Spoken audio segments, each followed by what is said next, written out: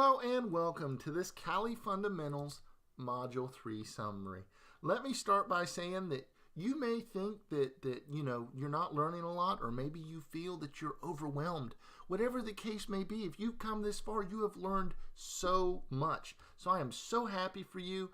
And what you should be walking away from Module 3 with is, a basic understanding of some of the networking commands in not just Kali, but in some of the Linux distributions like NSLOOKUP to check like DNS information, and ifconfig and ifconfig promiscuous, which you can use to make the interface promiscuous and pick up on all kinds of traffic.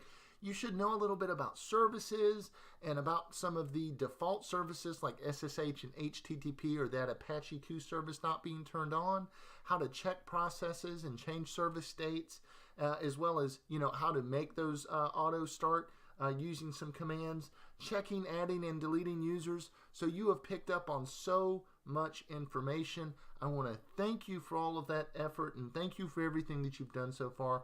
Don't forget to take the module quiz and see the link in the supplemental material, and I can't wait to see you in Module 4.